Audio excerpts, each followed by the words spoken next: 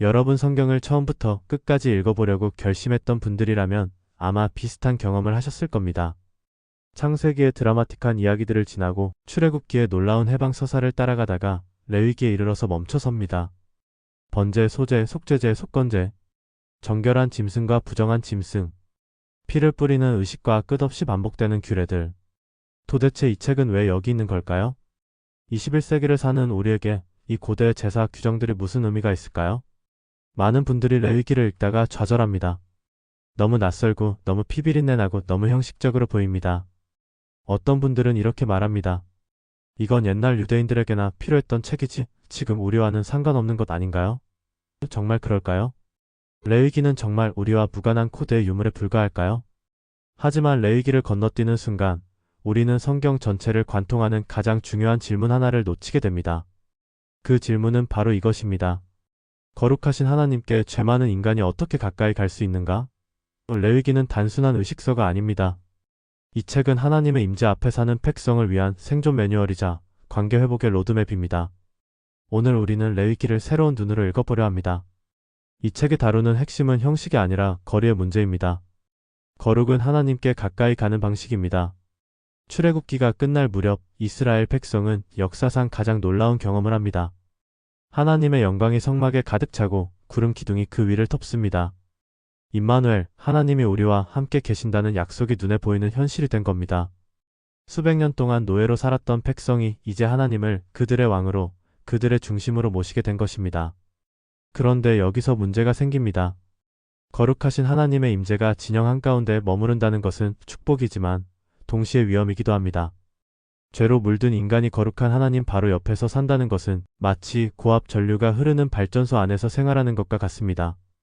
잘못 접촉하면 죽습니다. 시내산에서 백성들이 경험한 것을 기억하십니까? 산에 가까이 가지도 못하고 만지지도 못했습니다. 경계를 넘는 자는 죽임을 당했습니다. 하나님의 거룩함은 그만큼 강렬하고 그만큼 위험했습니다. 레위기는 바로 이 긴장을 다룹니다. 하나님은 멀리 계시지 않습니다. 성막 안에 백성의 중심에 계십니다. 그렇다면 어떻게 그 임재를 모독하지 않고 어떻게 그분께 안전하게 가까이 갈 수 있을까요? 레위기는 이 질문에 대한 답입니다. 제사 제도, 정결 규정, 거룩한 삶의 원칙들. 이 모든 것은 하나님과의 관계를 지키고 유지하기 위한 운영 매뉴얼입니다. 형식주의가 아니라 관계의 책입니다. 규칙의 책이 아니라 은혜의 통로를 보여주는 책입니다. 레위기는 5가지 제사로 시작합니다. 각각의 제사는 하나님께 나아가는 서로 다른 통로를 보여줍니다. 첫 번째는 번제입니다. 번제는 동물 전체를 제단 위에서 태워드리는 제사입니다. 가죽을 벗기고 각을 뜨고 내장을 씻은 뒤 모든 것을 제단 위에 놓습니다. 그리고 불로 태웁니다. 아무것도 남기지 않습니다. 연기가 하늘로 올라갑니다. 성경은 이것을 여호와께 향기로운 냄새라고 표현합니다. 번제는 전적인 헌신을 상징합니다. 내 삶의 모든 부분, 내가 가진 모든 것을 하나님께 드린다는 고백입니다. 번제는 예배의 출발점입니다. 부분이 아니라 전부를 드리는 것. 그것이 하나님께 가까이 가는 첫 번째 자세입니다. 우리는 종종 하나님께 조건부로 드리려 합니다. 내 시간의 일부, 내 재정의 일부, 내 마음의 일부. 하지만 번제는 말합니다. 전부를 드려라. 남겨두지 말라. 두 번째는 소제입니다. 소제는 동물이 아니라 곡물로 드리는 제사입니다. 고운 가루에 기름과 유향을 섞어 드립니다. 어떤 경우에는 화덕에 구워서 드리기도 하고 번철에 지져서 드리기도 합니다. 이것은 일상의 수고를 의미합니다. 밭을 갈고 씨를 뿌리고 추수한 곡식. 그 땀과 시간을 하나님 앞에 가져옵니다. 소제는 거룩이 특별한 순간에만 있는 것이 아니라 매일의 노동과 일상 속에도 있다는 것을 보여줍니다. 농부가 땀 흘려 거둔 곡식도 하나님께 드릴 수 있는 예물입니다. 우리의 일상, 우리의 직업, 우리의 평범한 노력도 하나님 앞에 의미가 있습니다. 그리고 중요한 것은 소제에 누룩을 넣지 않는다는 점입니다. 누룩은 부패와 죄를 상징합니다. 하나님께 드리는 일상은 구별된 일상이어야 합니다. 세상과 똑같은 방식으로 살면서 하나님께 드릴 수는 없습니다. 세 번째는 화목제입니다. 화목제는 다른 제사들과 조금 다릅니다. 이 제사의 일부는 하나님께 드리지만 나머지는 제사장과 드리는 사람이 함께 먹습니다. 이것은 식탁 교제를 의미합니다. 하나님과 함께 앉아 음식을 나눈다는 것. 평화와 샬롬의 선언입니다. 관계가 회복되었다는 것을 공개적으로 드러내는 제사입니다. 화목제는 하나님과의 관계가 두려움이나 의무만이 아니라 기쁨과 교제로 이어질 수 있다는 것을 보여줍니다. 하나님은 우리와 함께 식사하기를 원하십니다. 우리의 기쁨을 함께 나누기를 원하십니다. 이것은 놀라운 은혜입니다. 전능하신 창조주께서 우리와 한 상에 앉으신다는 것. 화목제는 복음의 예표입니다. 예수님께서 세리와 죄인들과 함께 식사하신 것, 제자들과 최후의 만찬을 나누신 것, 모두 이 화목제의 신학에서 나옵니다. 네 번째는 속죄제입니다. 속죄제는 의도치 않게 지은 죄를 다룹니다. 우리는 때로 죄를 짓고도 모릅니다. 무지로 인한 잘못, 실수로 인한 허물. 하지만 하나님은 그것도 간과하지 않으십니다. 죄는 의도와 상관없이 하나님과 우리 사이에 벽을 만듭니다. 속죄제는 그 벽을 허무는 제사입니다. 여기서 흥미로운 점이 있습니다. 속죄제의 제물은 범죄자의 신분에 따라 달라집니다. 제사장이 죄를 지으면 수송아지를 드려야 합니다. 온 회중이 죄를 지어도 수송아지입니다. 족장이 죄를 지으면 수염소를 드립니다. 평민이 죄를 지으면 암염소나 어린 양을 드립니다. 가난한 사람은 비둘기 2마리로도 됩니다. 더 가난하면 고운 가루로도 됩니다. 이것은 무엇을 의미할까요? 책임이 큰 사람일수록 더 큰 재물을 드려야 한다는 것입니다.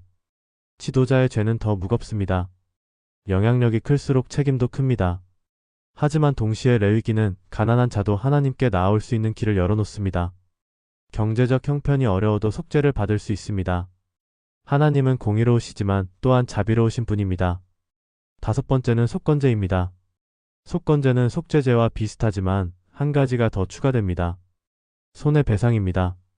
죄가 다른 사람에게 피해를 입혔다면 하나님께 제사를 드리는 것만으로는 부족합니다. 피해를 본 사람에게 원금의 120%를 갚아야 합니다. 이것은 중요한 신학입니다. 하나님과의 수직관계는 이웃과의 수평관계와 분리될 수 없습니다. 진정한 회복은 두 방향 모두에서 이루어져야 합니다. 하나님께 용서받았다고 해서 이웃에게 진 빚이 사라지는 것은 아닙니다. 예배와 윤리는 하나입니다. 제사장과 선지자가 늘 충돌했던 지점이 바로 이것입니다. 선지자들은 외쳤습니다.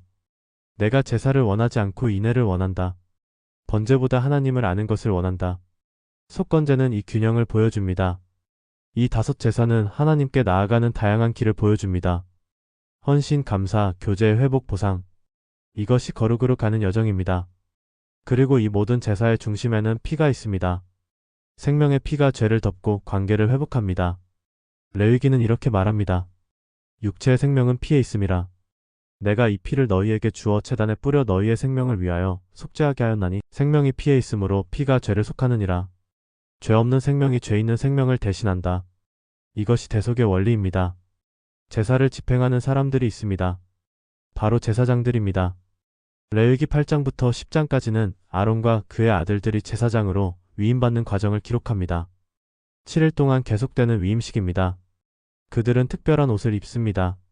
청색, 자색, 홍색실로 짠 에봇, 금실로 수놓은 흉패, 종과 석류가 달린 겉옷.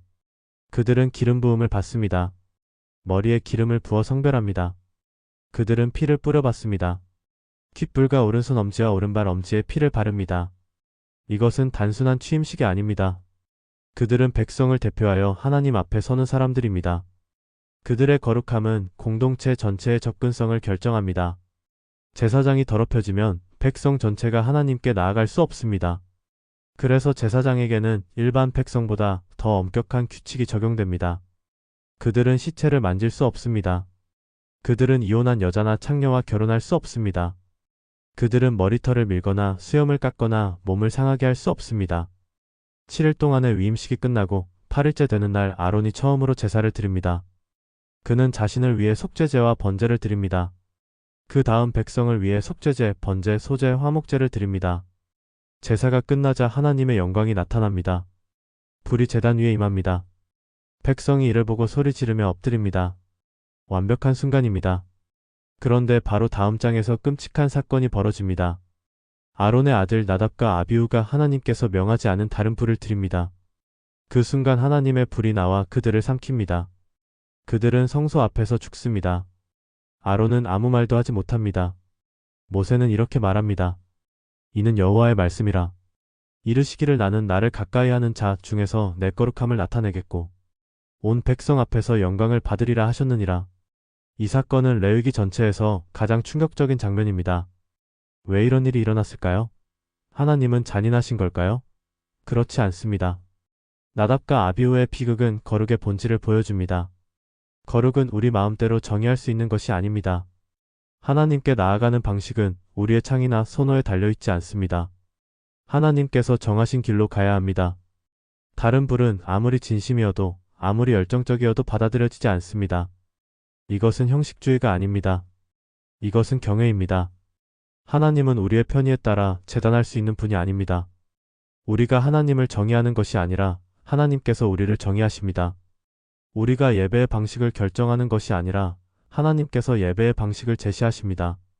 이것이 나답과 아비후 사건이 주는 교훈입니다. 레위기의 중간 부분은 정결과 부정에 관한 규정들로 채워져 있습니다. 11장부터 15장까지입니다. 어떤 동물은 먹을 수 있고 어떤 동물은 먹을 수 없습니다. 색임질하고 굽이 갈라진 짐승은 정결합니다. 소, 양, 염소.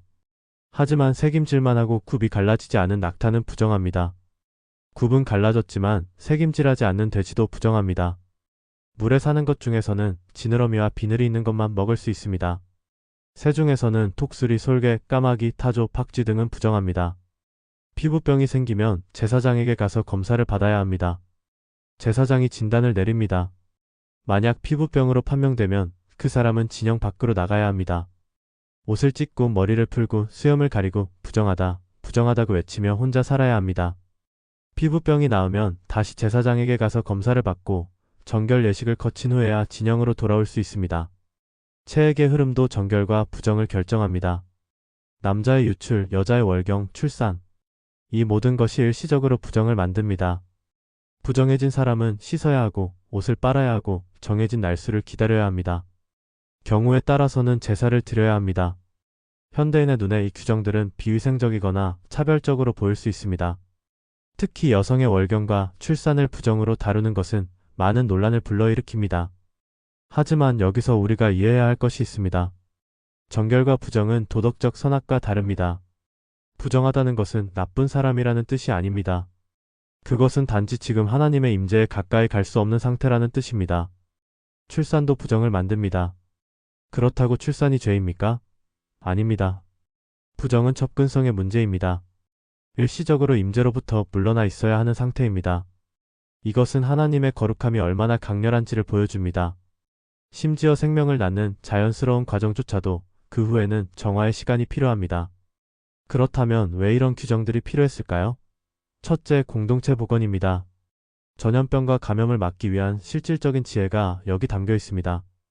피부병 환자를 격리하고 체액 접촉을 제한하고 시체를 만진 사람을 정결케 하는 이 모든 규정들은 고대 세계에서 공중복권 시스템 역할을 했습니다. 둘째, 경계의 언어입니다. 이스라엘 백성은 주변 민족들과 구별되어야 했습니다. 음식과 위생은 정체성의 표지였습니다. 이집트 사람들처럼 먹지 않고 가나안 사람들처럼 살지 않음으로써 그들은 자신들이 거룩한 백성이라는 것을 매일 확인했습니다.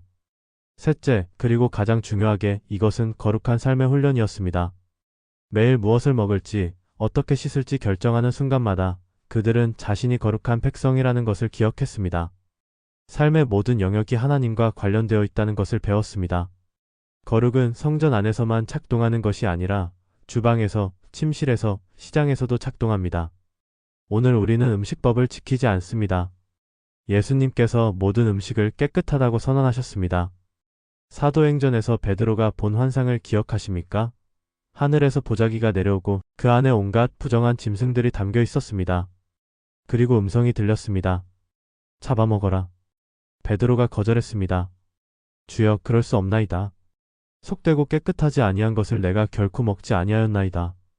하지만 음성이 다시 들렸습니다. 하나님께서 깨끗하게 하신 것을 내가 속되다 하지 말라. 하지만 레위기가 던지는 질문은 여전히 유효합니다. 내 몸과 내 일상을 어떻게 관리할 것인가? 나는 살아있는 성전으로서 어떻게 거룩을 실천할 것인가?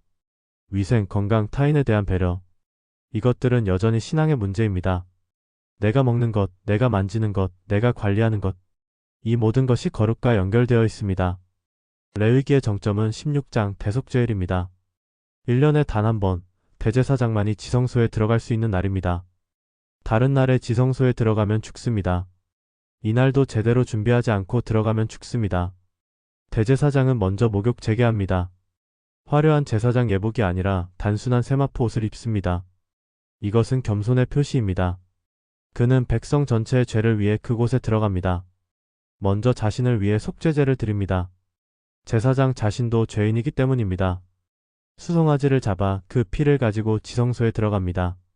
속죄소 즉 언약궤 뚜껑 위에 피를 뿌립니다. 7번. 그 다음 백성을 위해 속죄제를 드립니다. 그리고 가장 독특한 의식이 펼쳐집니다. 2마리의 염소를 준비합니다. 제비를 뽑습니다. 하나는 제비를 뽑아 여호와를 위한 것으로 정하고 다른 하나는 아사셀을 위한 것으로 정합니다. 아사셀이 무엇인지는 정확히 알 수 없습니다. 어떤 학자들은 광야의 악령 이름이라고 하고 어떤 학자들은 단순히 제거를 의미한다고 합니다. 여호와를 위한 염소는 죽입니다. 그 피는 지성소의 속죄소에 뿌려집니다. 이것은 죄를 덮는 행위입니다. 죄가 가려집니다. 하지만 이것으로 끝이 아닙니다. 아사셀을 위한 염소는 살아남습니다. 대제사장은 이 살아있는 염소의 머리에 2손을 얹고 이스라엘 자손의 모든 불의와 모든 범죄와 모든 죄를 고백합니다. 그렇게 죄를 염소의 머리에 옮깁니다. 그리고 미리 정해진 사람이 그 염소를 광야로 끌고 갑니다. 사람이 살지 않는 곳으로, 다시 돌아올 수 없는 곳으로. 이 2 염소는 속죄의 2차원을 보여줍니다. 하나는 죄를 덮습니다. 다른 하나는 죄를 제거합니다. 죄는 가려지고 동시에 멀리 옮겨집니다. 이것이 대속의 드라마입니다. 백성은 이 의식을 통해 완전한 리셋을 경험합니다.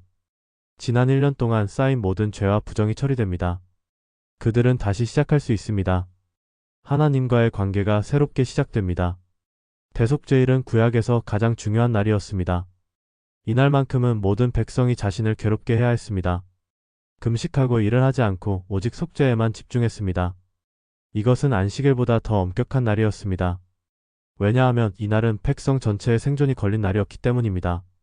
만약 속죄가 이루어지지 않는다면 하나님의 임재가 그들 가운데 머무를 수 없습니다. 그러면 그들은 보호받지 못하고 축복받지 못하고 결국 멸망하게 됩니다. 그리고 이날은 신약의 예수 그리스도를 가리킵니다. 히브리서는 이렇게 말합니다. 예수님은 대제사장이자 동시에 제물이십니다. 그분의 피는 염소의 피가 아니라 하나님의 아들의 피입니다. 그분은 1년에 한 번이 아니라 단번에 영원한 속죄를 이루셨습니다. 그분은 지상의 성막이 아니라 하늘의 성소에 들어가셨습니다. 대속죄일은 십자가의 그림자였습니다. 레위기를 읽지 않고서는 십자가를 완전히 이해할 수 없습니다. 레위기의 후반부는 거룩법전이라고 불립니다. 17장부터 26장까지입니다. 여기서 레위기는 제사와 의식을 넘어 일상의 윤리로 들어갑니다. 거룩은 성막 안에만 있는 것이 아닙니다. 거룩은 집으로, 밭으로, 시장으로, 법정으로 확장됩니다. 이것이 레위기의 급진성입니다. 많은 고대 종교들이 예배와 일상을 분리했습니다.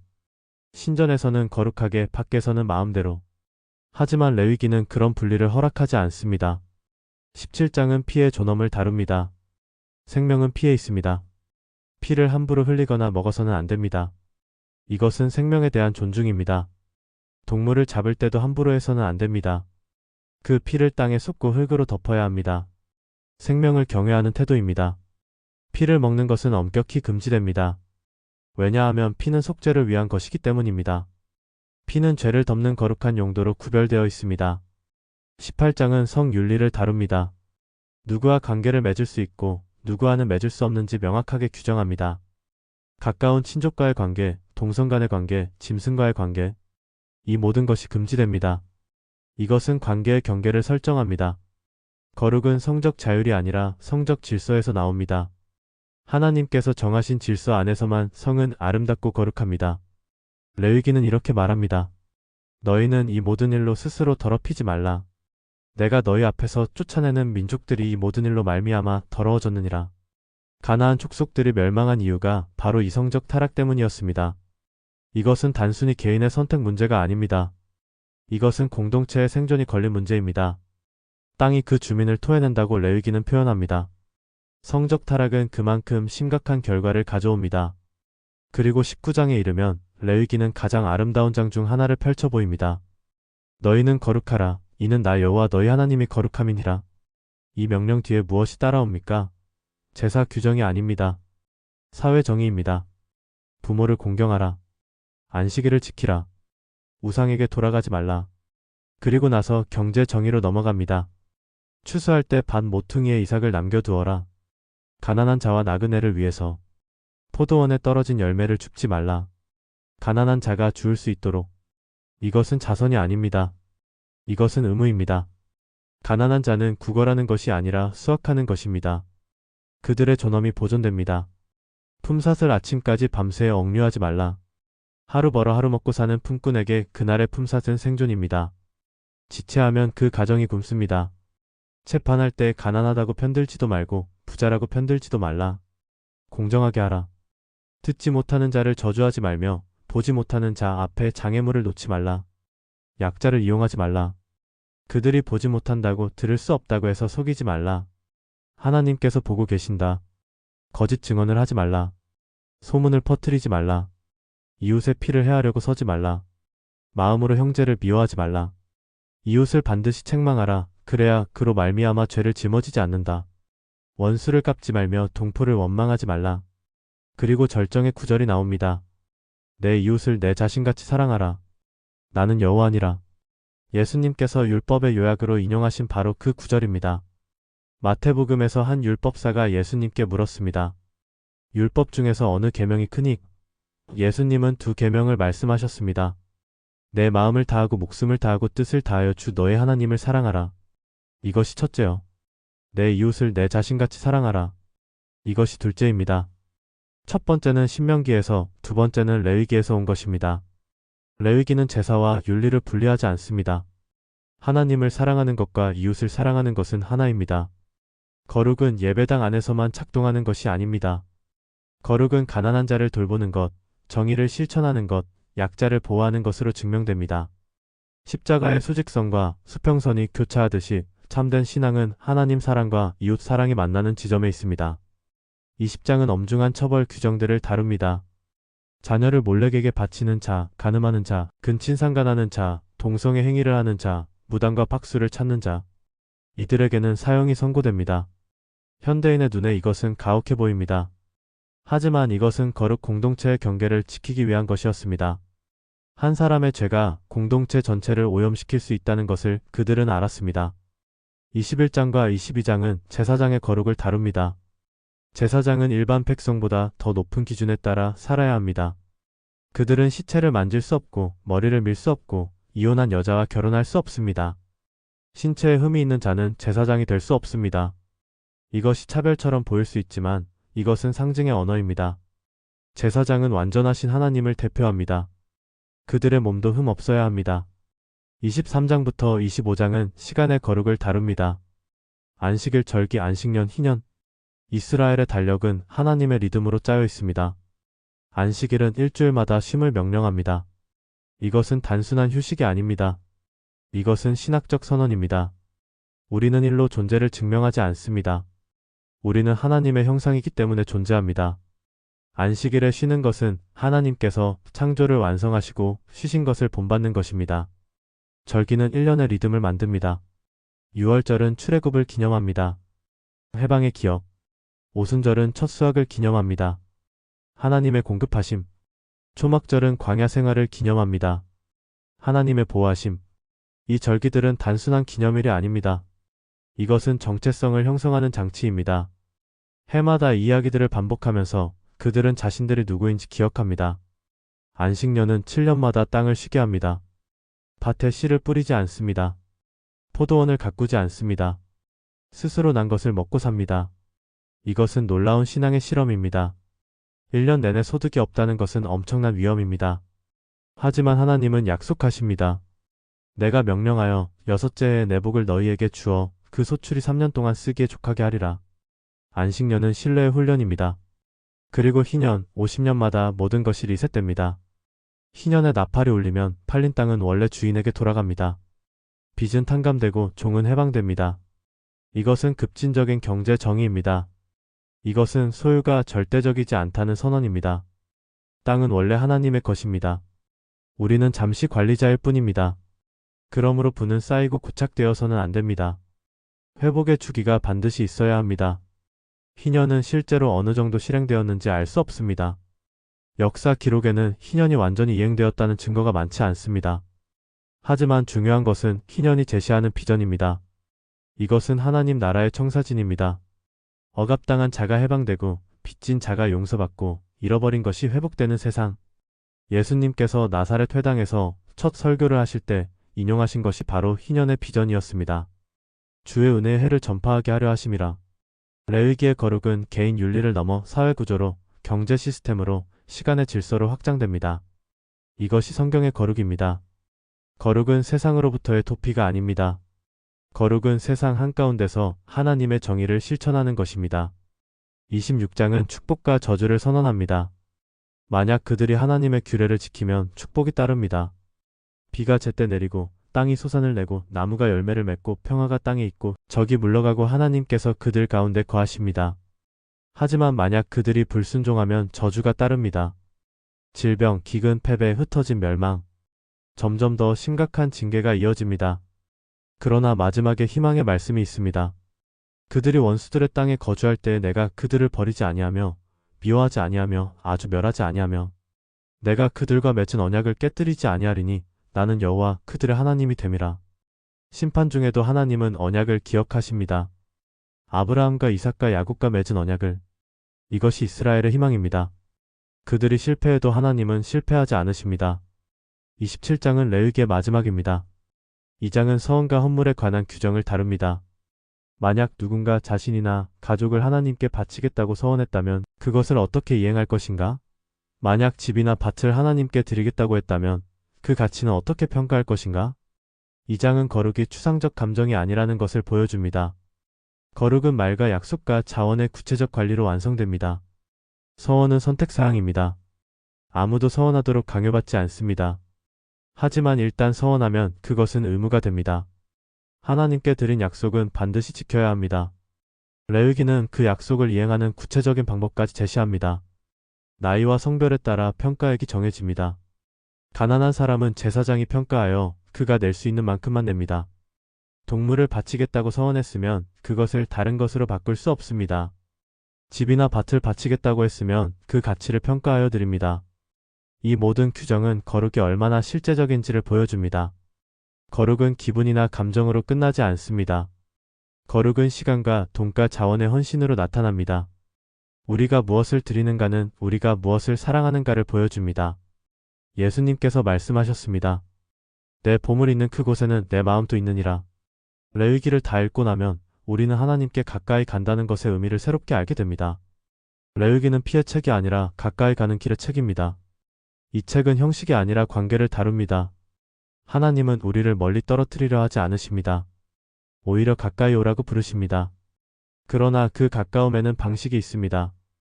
희생, 정결, 정의, 사랑. 이것이 거룩으로 가는 길입니다. 오늘 우리는 더 이상 동물을 제단에 드리지 않습니다. 우리에게는 예수 그리스도가 계십니다. 그분이 최종적이고 완전한 제사입니다. 그분은 번제로서 자신을 온전히 드리셨습니다. 그분은 소제로서 일상의 순종을 드리셨습니다. 그분은 화목제로서 하나님과 인간 사이의 평화를 이루셨습니다. 그분은 속죄제로서 우리 죄를 담당하셨습니다. 그분은 속건제로서 우리의 빚을 갚으셨습니다. 그분은 대제사장이자 동시에 제물입니다. 그분의 피는 단번에 영원한 속죄를 이루었습니다. 그분은 지성소에 들어가셨고 다시는 나올 필요가 없습니다. 속죄가 완성되었기 때문입니다. 히브리서는 이렇게 선언합니다. 그러므로 형제들아, 우리가 예수의 피를 힘입어 성소에 들어갈 담력을 얻었나니 그 길은 우리를 위하여 휘장 가운데로 열어놓으신 새롭고 살아있는 길이요. 레위기가 던지는 질문은 여전히 우리 앞에 있습니다. 나는 하나님께 어떻게 가까이 가고 있는가? 내 예배는 전적인가? 내 일상은 구별되어 있는가? 내 관계는 회복을 향해 가고 있는가? 내 자원은 정의를 위해 쓰이고 있는가? 나는 쉼의 리듬을 지키고 있는가? 나는 가난한 자를 돌보고 있는가? 나는 이웃을 내 자신같이 사랑하고 있는가? 거룩은 완벽함이 아닙니다. 거룩은 하나님을 향한 방향입니다. 레위기는 우리에게 그 방향을 가리킵니다. 성막에서 시작된 하나님의 임재는 이제 성령으로 우리 안에 거하십니다. 우리는 살아있는 성전입니다. 바울은 고린도전서에서 이렇게 말합니다. 너희 몸은 너희가 하나님께로부터 받은 바 너희 가운데 계신 성령의 전인 줄을 알지 못하느냐? 그렇다면 우리 삶의 어느 부분에 거룩의 질서를 세워야 할까요? 무엇을 먹을지, 어떻게 쉴지, 누구를 사랑할지, 무엇을 들을지, 어떻게 정의를 실천할지. 이 모든 것이 거룩과 연결되어 있습니다. 레위기는 거룩이 일요일에만 있는 것이 아니라 월요일부터 토요일까지 주방에서, 사무실에서, 시장에서, 관계에서 실천되어야 한다고 말합니다. 이것이 레위기가 오늘 우리에게 던지는 질문입니다. 우리는 어떻게 거룩한 백성으로 살 것인가?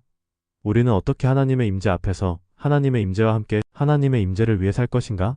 레위기는 그 답을 제시합니다. 온전한 헌신, 구별된 일상, 회복된 관계, 실천된 정에 지켜진 쉼, 사랑받는 이웃. 이것이 거룩으로 가는 길입니다. 이 영상이 도움이 되셨다면 구독과 좋아요 버튼을 눌러주세요. 여러분의 응원이 더 좋은 콘텐츠를 만드는 힘이 됩니다. 감사합니다.